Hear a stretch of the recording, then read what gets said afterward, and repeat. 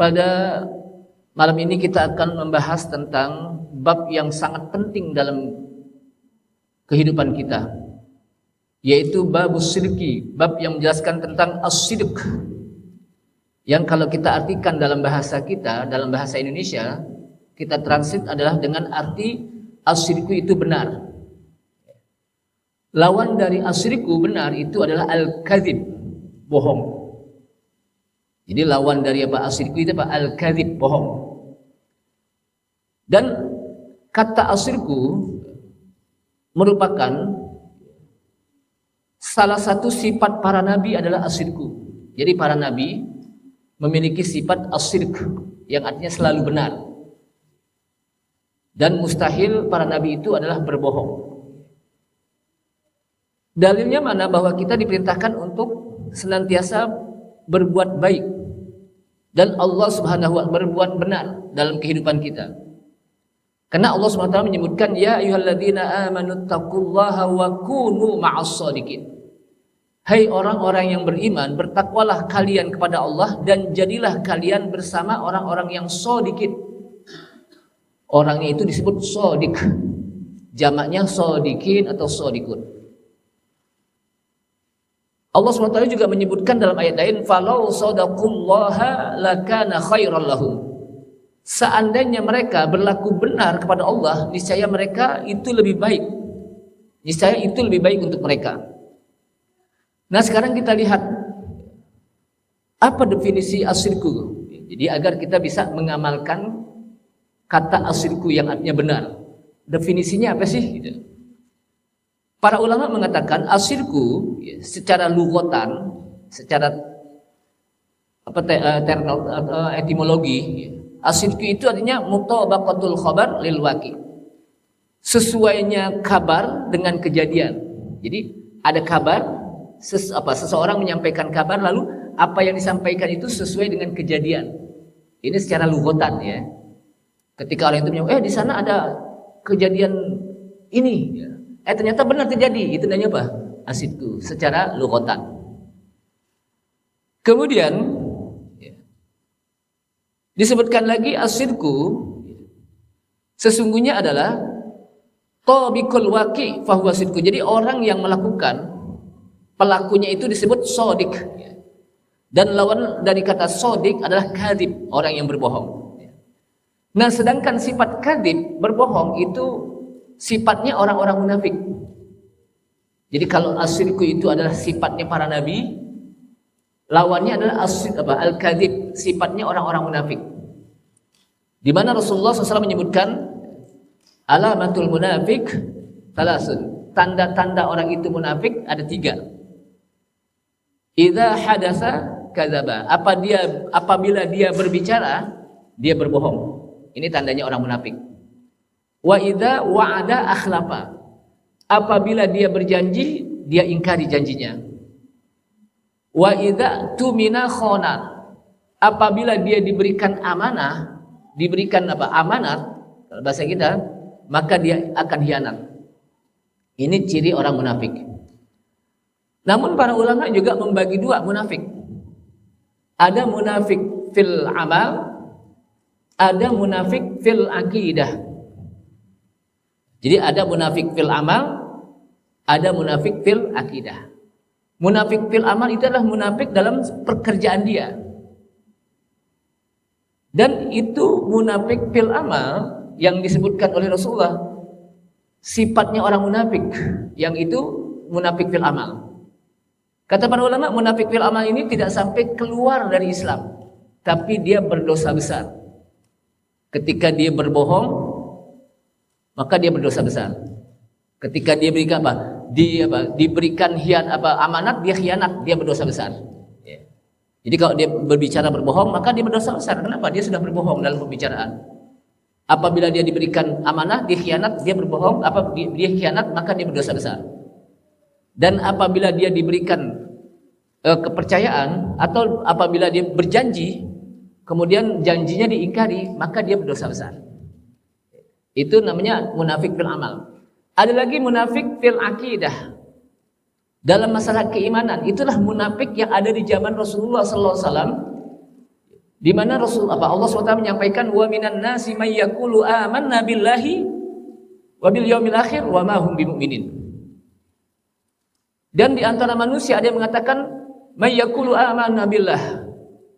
Kami beriman kepada Allah, tapi kata Allah wa ma hum bimumin, padahal dia tidak beriman.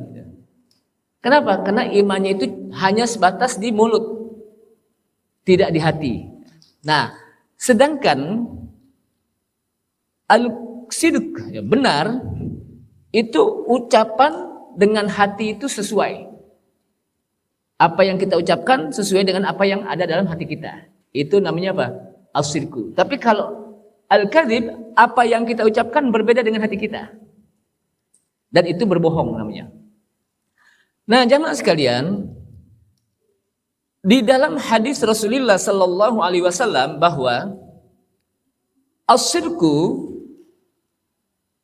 perbuatan benar, itu akan membawa kita kepada albir. Di mana Rasulullah SAW menyebutkan dalam riwayat Ibnu Mas'ud, yang namanya Ibnu Mas'ud adalah Abdullah bin Mas'ud radhiyallahu an, dari Nabi sallallahu alaihi wasallam, kata Rasulullah, inna sirqa yahdi ilal birri wa innal birra yahdi ilal jannah wa innar rajula la yasduku hatta yuktaba indallahi siddiqan. Rasulullah menyebutkan inna sirqa, sesungguhnya as-sidq, benar, yahdi ilal bir, dia akan menunjuki kepada albir. Wa innal birra, dan sesungguhnya albir itu akan menunjuki kepada al-jannah, menuju kepada apa? Surga. Wa innar rajula la yasduku hatta yuktaba indallahi siddiqan. Dan sesungguhnya seseorang sungguh dia melakukan benar dalam kehidupannya, sifat kebenaran, sampai dicatat di sisi Allah itu dia menjadi orang yang siddiq, orang yang selalu benar. Jamaah sekalian, di sini disebutkan inna sirqa yahdi ilal birri, bahwa melakukan as-sidq, benar, itu akan menuju kepada albir. Apa arti albir? Albir itu kadang diterjemahkan ke dalam bahasa kita itu menjadi kebaikan atau kebaktian. Kebaikan atau kebaktian. Sehingga kata-kata orang yang berbakti kepada kedua orang tua disebut birrul walidain. Birrul walidain, berbakti kepada kedua orang tua. Sementara ulama mengatakan yang disebut albir, secara apa? Istilah adalah albir ismun jami'un fi kulli khair. Fi kulli khair. Satu nama yang mencakup semua kebaikan. Artinya ketika orang melakukan albir, maka dia akan mendapatkan semua kebaikan. Makanya ketika berbakti kepada kedua orang tua itu disebut apa? Birrul walidain. Jadi diidopahkan, digabung kata-kata bir dengan walidain. Kenapa? Karena ketika orang itu melakukan bir, berbuat baik kepada kedua orang tua, maka dia akan mendapatkan semua kebaikan. Jadi satu-satunya kata bir yang diidopahkan kepada kepada birrul walidain itu adalah dengan apa? Berbakti kepada kedua orang tua, birrul walidain. Nah, Allah Subhanahu wa taala juga menyebutkan kata-kata albir dengan berbagai macam. Laisal birra an tuwallu wujuhakum qibalal masyriqi wal maghribi, walakinnal birra man amana billahi wal yaumil akhir wal malaikati wal kitabi wan nabiyyin wa atal mala ala hubbihi dzawil qurba wal yatama, ila akhir ayat panjang itu. Tidaklah yang disebut dengan albir, kalau bahasa kita ketika ditranslate ke dalam bahasa kita, ke dalam bahasa Indonesia apa? Kebaikan atau kebaktian gitu. Makanya bakti kepada kedua orang tua apa? Birrul walidain. Nah, tidaklah albir itu orang yang wajahnya dia menghadap ke barat dan ke timur. Jadi yang disebut dengan albir itu bukan orang yang wajahnya ke barat dan ke timur. Tapi yang disebut walakinnal bir, akan tetapi yang disebut dengan albir itu adalah apa? Man amana billah, orang yang beriman kepada Allah, wal yaumil akhir, dan hari akhir, wal malaikah, beriman kepada para malaikat, wan nabiyyin, beriman kepada nabi, wal kitab, beriman kepada apa? Kitab-kitab Allah. Dan selanjutnya dan selanjutnya. Jadi begitu panjang kata-kata albir. Artinya apa? Yang disebut albir itu ya beriman kepada Allah. Walakinnal birra man amana billahi wal yaumil akhir wal malaikati wal kitabi wan nabiyyin wa atal mala ala hubbih, dan orang yang memberikan hartanya, harta yang dia suka. Jadi harta yang dia suka dia berikan kepada orang, bukan harta yang enggak dipakai gitu. Kan biasanya orang kalau apa? Memberikan sesuatu yang udah enggak dipakai kan? Nih kasih nih. Baju daripada enggak pakai di rumah mendingan kasih orang di sana gitu. Atau nih kasih makanan nih buat orang itu tuh. Tetangga kita daripada makanan besok basi mendingan kasih orang. Itu sudah dapat kebaikan. Itu sudah dapat apa? Sedekah, udah apa? Dapat pahala. Tapi bir itu lebih lagi. Kenapa? Karena yang diberikan itu adalah harta yang dia masih senang sesungguhnya tapi diberikan kepada orang. Makanya ketika Allah Subhanahu wa taala menyebutkan lan tanalul birra hatta tunfiku mimma tuhibbun. Tidaklah kamu bisa mendapatkan albir, lan tanalul birra apa? Kamu tidak akan memperoleh kata-kata albir hatta tunfiku, sehingga kalian mau menafkahkan harta kalian mimma tuhibbun, harta yang kalian cinta suka. Apa yang kita suka nih umpamanya? Oh, saya suka batu cincin nih. Oh, setiap hari dipakai dan dilihatin. Tapi ada orang minta dong baju cincin, kita kasih albir namanya. Atau ada apa? Baju koko umpamanya. Sebetulnya baju koko ini kita senang nih. Di mana aja kalau kita sholat dipakai, kenapa? Enak dipakai. Tapi ketika ada orang yang minta, kita kasih. Itu albir. Namun itu yang saya katakan. Tapi kalau orang memberikan sedekah, kasih orang aja. Yang biasa-biasa itu biasa juga gitu. Tapi belum mencapai albir gitu. Nah, ayat yang tadi ilan tanal birra, saya lihat di dalam Ibnu Katsir adalah ketika Rasulullah Sallallahu Alaihi Wasallam ingin memperlebar masjid.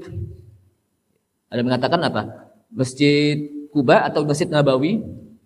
Kemudian ketika ingin diperlebar di depan, ternyata nggak bisa. Kenapa? Karena di depan itu ada kebun kurma, kebun apa? Anggur, yang di situ ada air yang mengalir, ada mata airnya yang bisa disirami apa? Kebun tersebut.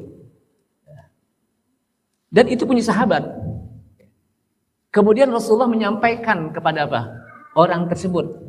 Dan ternyata kebun tersebut dibebaskan. Silahkan untuk apa? Padahal ini kebun, ini sahabat itu sangat suka. Kenapa? Ini kebun itu apa? Menghijau. Banyak kurmanya, banyak apa? Buah-buahannya. Tapi ketika Rasulullah minta, dikasih gitu. Maka turun ayat lan tanalul birra hatta tunfiqu mimma tuhibbun.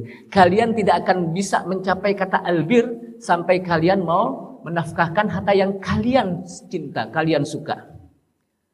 Nah, orang yang melakukan asyirku benar itu akan membawa dia menuju kepada albir. Dan sesungguhnya albir itu juga akan membawa dia ke surga. Jadi kalau orang sudah melakukan albir, maka dia akan apa? Membawa ke surga. Kenapa? Karena orang yang melakukan albir itu dia sudah melakukan semua kebaikan. Sesuai dengan definisinya. Albir disebutkan oleh para ulama ismun jami'un fi kulli khairat. Jadi yang disebut albir adalah satu nama yang mencakup semua kebaikan. Artinya ketika orang itu melakukannya, maka dia mendapatkan banyak kebaikan. Maka disebut apa? Albir. Dan ketika orang itu melakukan ilal jannah, akan membawa dia apa? Ke surga. Dan sesungguhnya kata Rasulullah, seseorang yang melakukan apa? Asyirku benar, maka dia dicatat sebagai siddiq, orang yang selalu benar. Nah, kebalikannya, wa innal kadzib yahdi ilal fujur. Dan sesungguhnya al-kadzib bohong, ya, lawan daripada asyirku itu apa? Bohong. Itu akan membawa kepada al-fujur, dosa. Orang kalau setiap hari lalapannya bohong, kan ada orang yang setiap hari lalapannya bohong. Perasaan kalau nggak bohong itu apa? Kayaknya udah nggak enak sama orang gitu kan itu. Akhirnya bohong. Itu akan membawa kepada dosa. Wa innal fujur yahdi ilan nar. Dan seseorang sesungguhnya dosa itu akan membawa kepada orang ke neraka. Orang yang berbuat dosa itu apa? Dia akan membawa kepada apa? Neraka. Kemudian wa innar rajul la yakdzibu hatta yuktaba 'indallahi kadzaban. Dan sesungguhnya seseorang sungguh dia melakukan perbuatan bohong sampai dicatat kepadanya oleh Allah Subhanahu wa taala di sisinya sebagai orang yang kadzab, orang yang suka melakukan bohong. Jadi para ulama mengatakan bahwa hadis ini adalah hadis yang sangat penting. Kenapa? Karena Rasulullah Sallallahu Alaihi Wasallam memerintahkan kita untuk berlaku benar.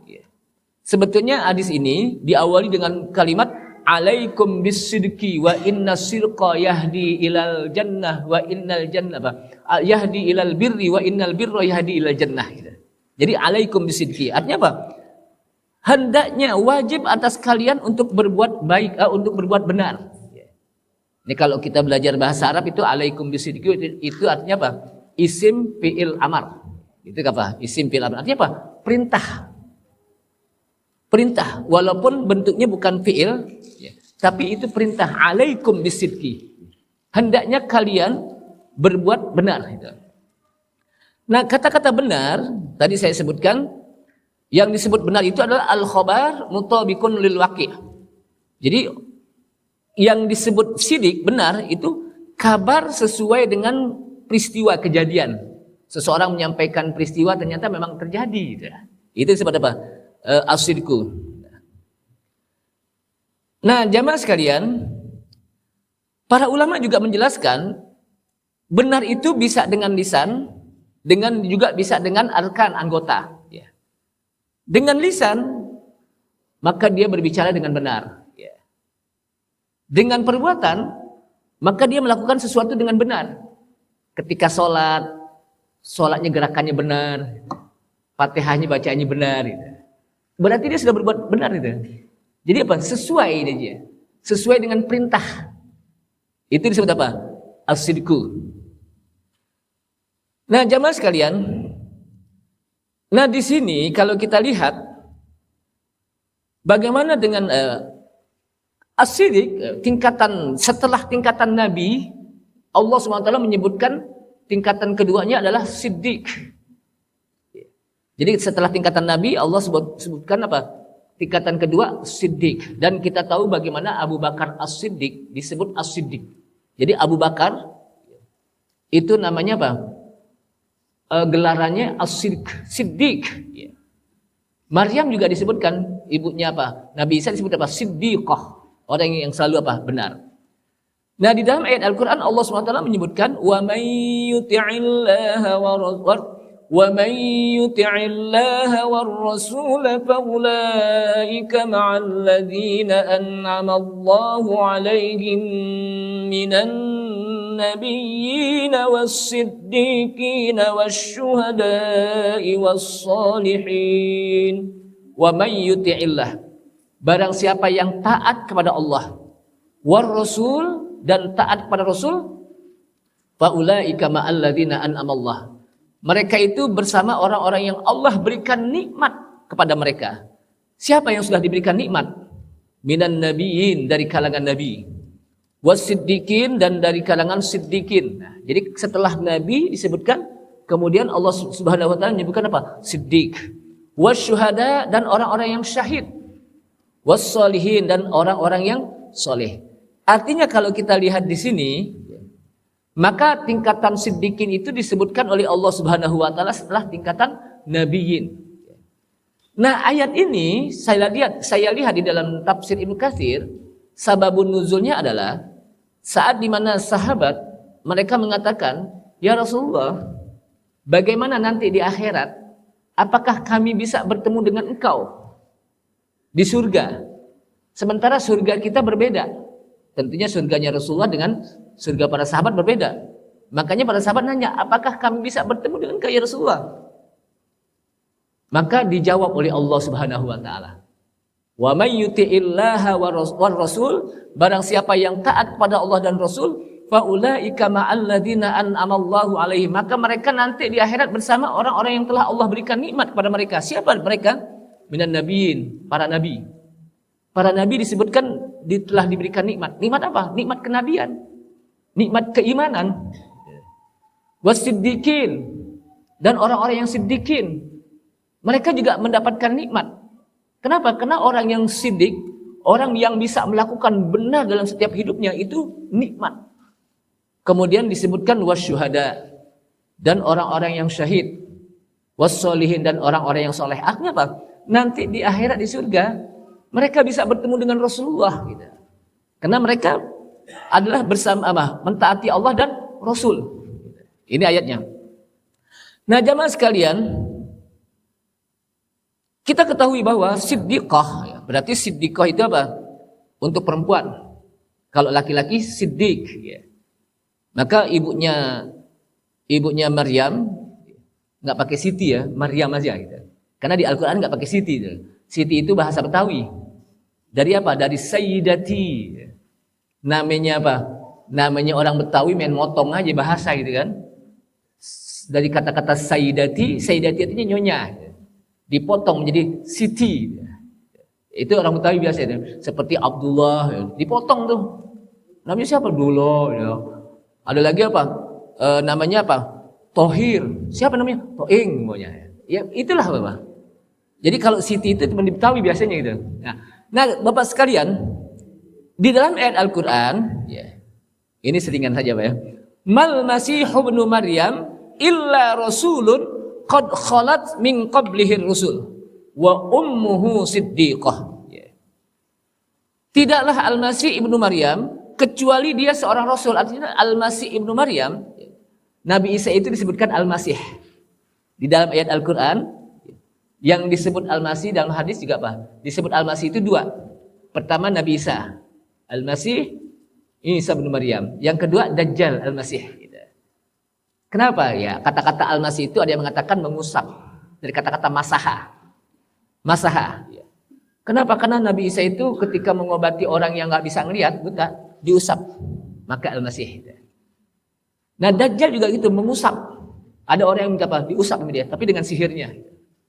Ada juga kata-kata Al-Masih itu orang yang hidup berkelana pindah sana pindah sini, dan memang Nabi Isa itu kan hidupnya apa? Pindah sana pindah sini. Karena Nabi Isa kan nggak punya keluarga dia. Jadi dia berdakwah itu apa? Pindah sana. Kalau bahasa kita nomaden gitu ya.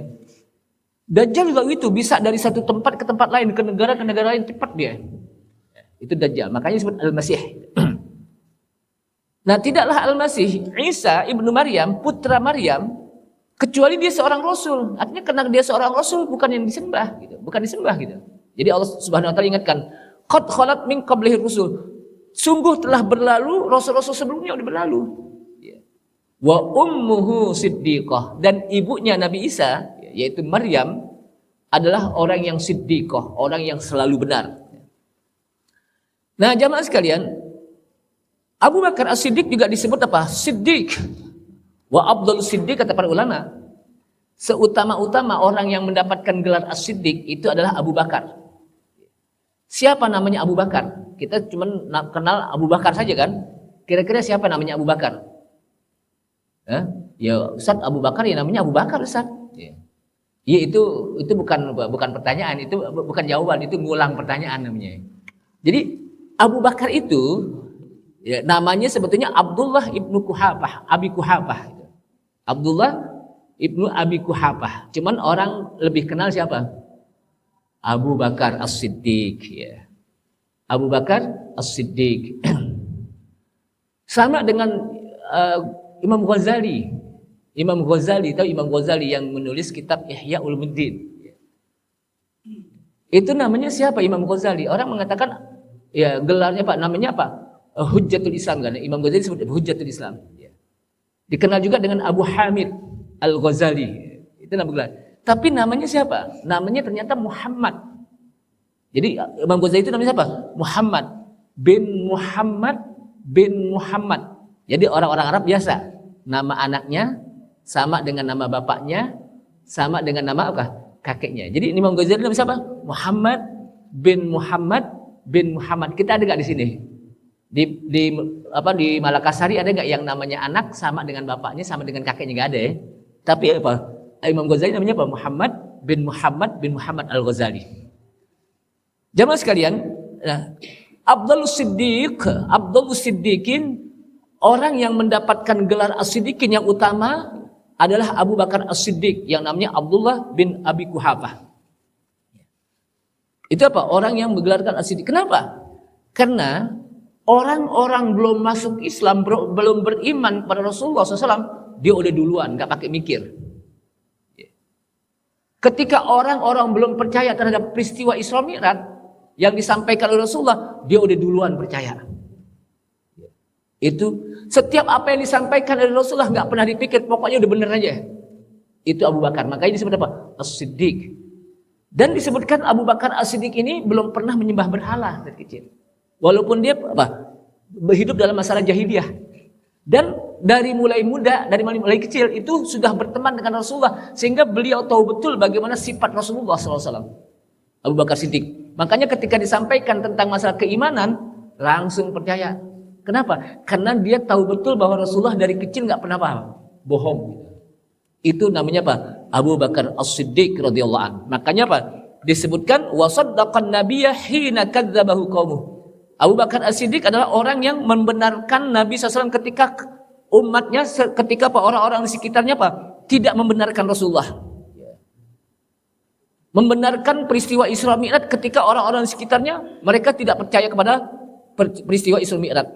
Itu Abu Bakar Siddiq. Makanya dia termasuk Afdhalus Siddiqin, orang yang mendapatkan gelar As-Siddiq yang paling utama.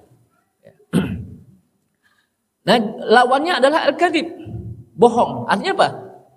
Apa yang diucapkan, yang dikabarkan tidak sesuai dengan peristiwa. Di sono ada ada kejadian ini, ternyata pas dilihat nggak benar. Nah, itu namanya bohong. Nah, sekarang kita lihat ya. Sekarang kita lihat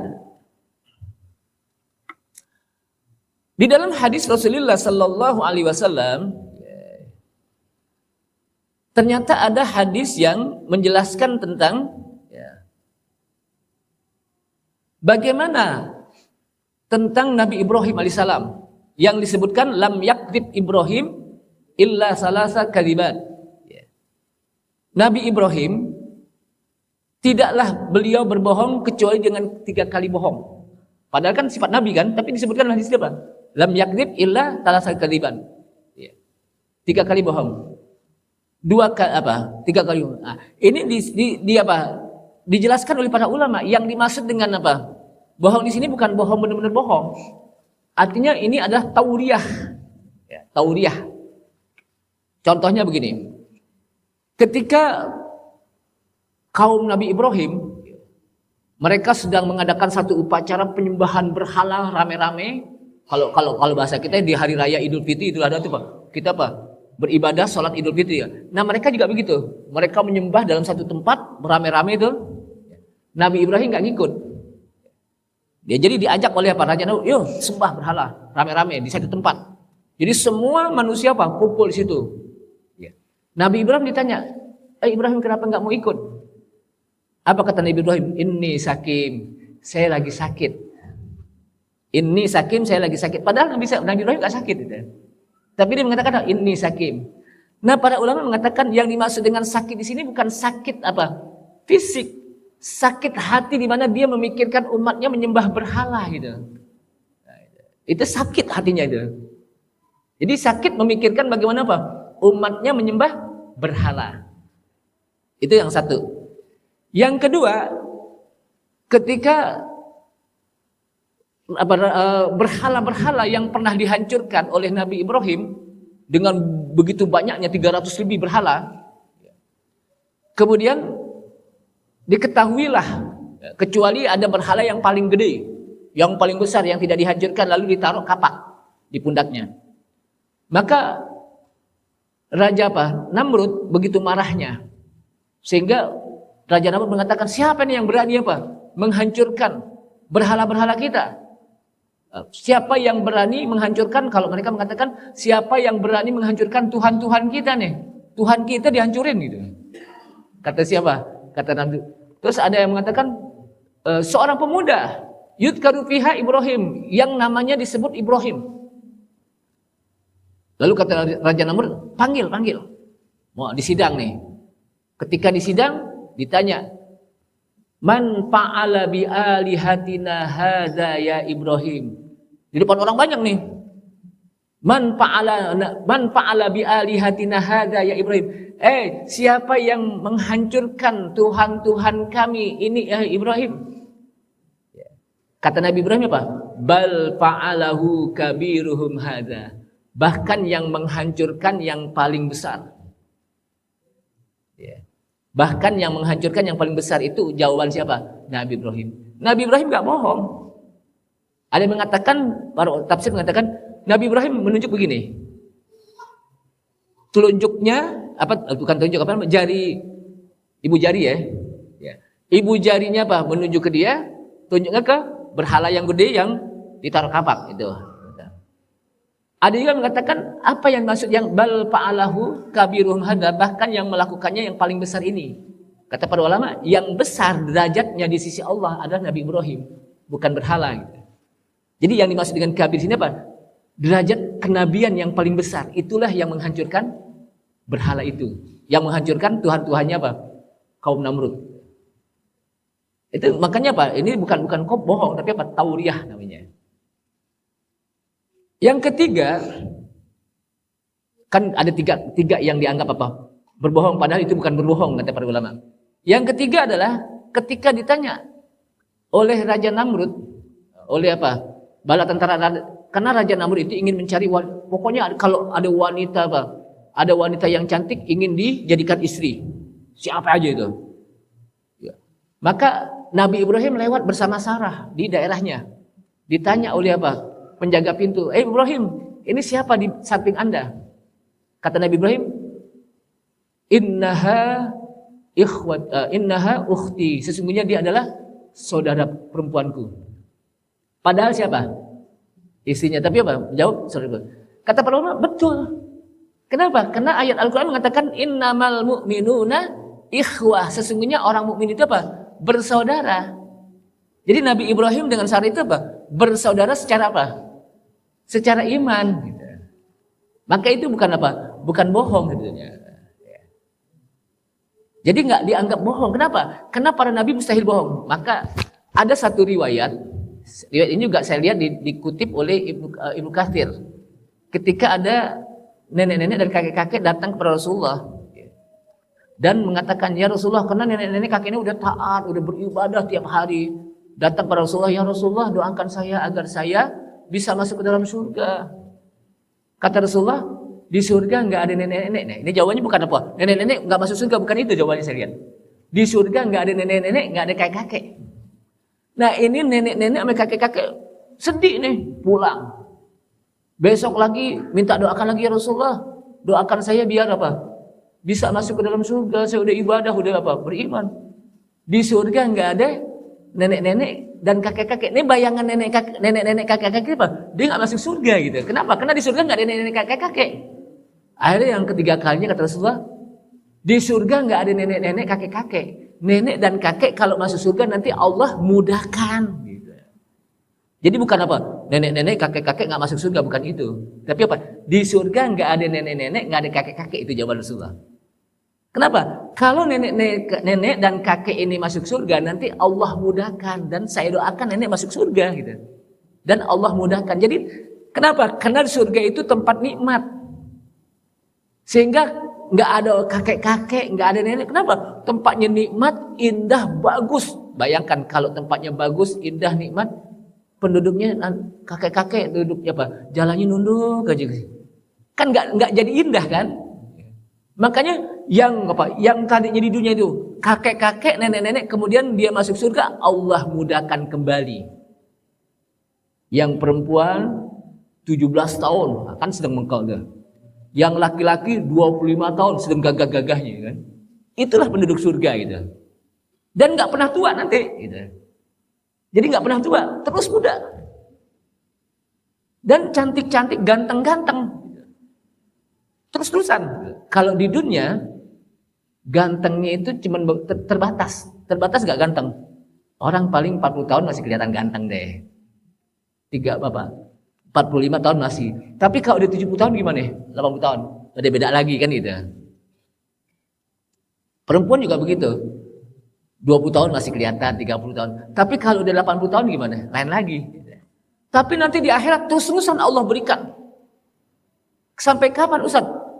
Unlimited, sampai tidak terbatas. Kenapa? Itulah khalidina biha. Mereka akan kekal di dalamnya. Nikmatnya pun kekal.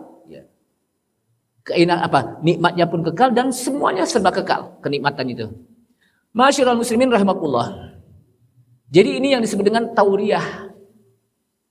Tauriyah itu nggak menjadi bohong. Atau ada umpamanya dalam sebuah ada orang yang diudak-udak nih, mau dikejar-kejar, mau dibunuh nih, mau dibunuh sama seseorang. Kemudian orang yang mau dibunuh itu ngumpet di belakang rumah kita. Ini yang membunuh lewat. Ente lihat gak tadi ada orang lewat di sini? Nah, ketika ditanya begitu, maka orang ini menjawab, sejak saya berdiri, saya nggak lihat lagi orang tersebut. Sejak saya berdiri, saya nggak ngelihat orang tersebut. Betul nggak kira-kira?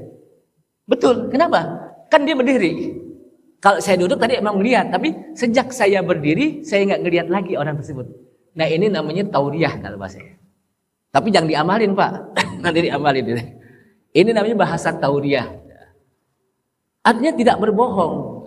Itu apa? Tidak berbohong. Kenapa? Karena dia sudah menyelamatkan, tapi ada maslahatnya, tujuannya. Untuk menyelamatkan siapa tadi? Untuk menyelamatkan jiwa. Bukan hanya sekedar apa? Bukan hanya sekedar bohong gitu, tapi untuk menyelamatkan jiwa agar tidak dibunuh orang tersebut. Dan itu biasanya dalam peperangan gitu ya, dalam peperangan. Nah, Nabi Ibrahim juga kan dia menyelamatkan. Pertama menyelamatkan dirinya, kalau dia nggak mau ngikut dia akan dibunuh, tapi karena dia alasannya sakit, maka jadi alasannya. Atau begitu juga yang lainnya, gitu. Yang lainnya. Udah Isya ya? Belum ya? Nah, oleh karena itulah jamaah sekalian rahimakumullah, penting bagi kita dalam kehidupan kita untuk senantiasa berbuat benar dalam ucapan kita. Jadi jangan sampai sehari saja ada orang yang melakukan. Jadi kita jaga lidah. Kan bohong itu biasanya dimulai dari lidah. Itu kan bohongnya bohong kadzibul lisan. Ada lagi bohong dalam arkan anggota, di mana ketika dia melakukan ibadah tidak sesuai dengan tuntunannya, itu juga bohong juga gitu. Berbohong, kenapa? Nggak sesuai dengan tuntunannya gitu. Jadi itu berbohong dalam sisi gerakan. Nah, dari sini maka penting bagi kita untuk melakukan perbuatan baik, benar gitu. Kenapa? Karena disebutkan dalam hadis, fa inna sidqa tuma'ninah, orang yang selalu benar ucapannya, perbuatannya itu akan tenang baginya. Tenang. Kenapa? Karena hatinya tenang. Ada orang kalau karena dia nggak pernah berbuat bohong, satu waktu dia berbohong sekali aja dia nggak bisa tidur. Ya, saya pernah bohong nih. Jangan-jangan nanti dituntut oleh Allah nih. Jangan-jangan orang tersebut seperti ini nih gara-gara saya bohong. Jadi dia nggak tenang. Tapi ada orang bohong setiap hari memang biasa-biasa aja gitu. Nah, ini perlu dilatih gitu. Wal kadzib ribah, dan orang yang berbuat bohong ya, ribah gitu. Apa ribah itu? Orang yang ragu-ragu. Orang yang tidak tenang gitu. Hatinya gelisah.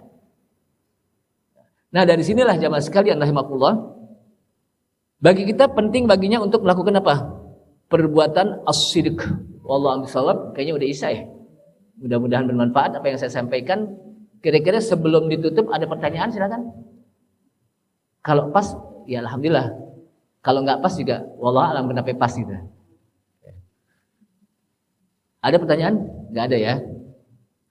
Jadi ini merupakan sifat sidik, sifat benar yang perlu kita realisasi dalam kehidupan kita. Sehingga dengan kita melakukan benar ucapan kita, perilaku kita, maka kita akan mendapatkan albir. Artinya bir kebaikan yang mencakup semua kebaikan. Dan dengan kita bisa mendapatkan albir, maka kita akan Allah arahkan ke dalam surga. Ini saja, karena nggak ada pertanyaan dan juga sudah waktu Isya ya. Udah, maka kita tutup dengan kafaratul majlis. Subhanallah, asyhadu an la ilaha illa anta, astaghfiruka wa atubu ilaik. Wassalamualaikum warahmatullahi wabarakatuh.